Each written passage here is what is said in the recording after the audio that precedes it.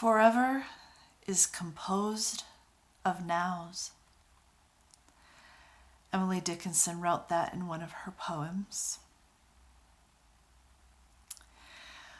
We have this life. We have one life. Or even if we have many lives, we will only have this one time. And, we have to remember that most of the things that are here in this world are things that we have invented as human beings over time.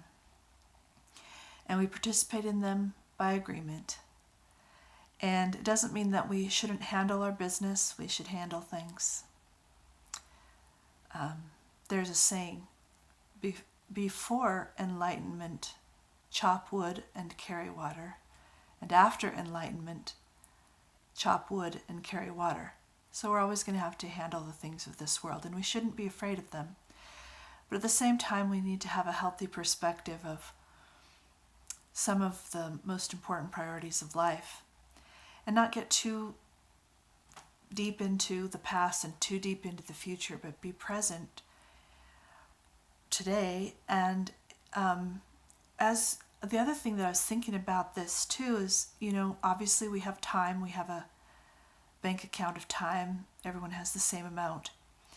And in your waking hours, when you make choices, you're making choices with time.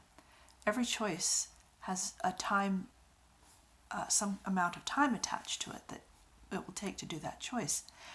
And don't forget to use up the little bits. And I don't mean we have to be busy all the time, because sometimes it's very important to rest and to go slower. But something that you choose to eat or not to eat doesn't take long, but it takes up time, and it changes your future. It changes what happens based on that choice. What you choose to say or not to say. Whether you choose to sleep or not to sleep. Whether you choose to indulge in a vice or not.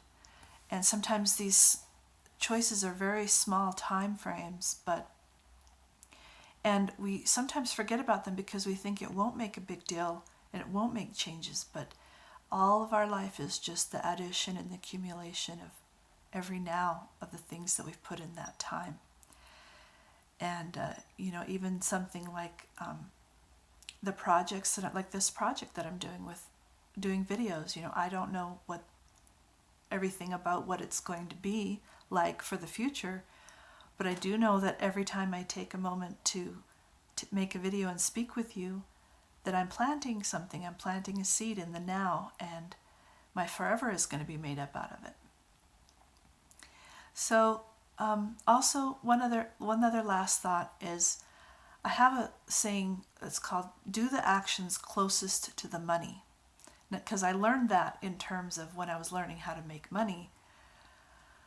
Because sometimes you can be doing a whole bunch of things, getting ready, a lot of busy stuff, and not actually getting around to the action that's going to make the change. Now, that saying can be about more than just money. For example, a relationship that you want to cultivate.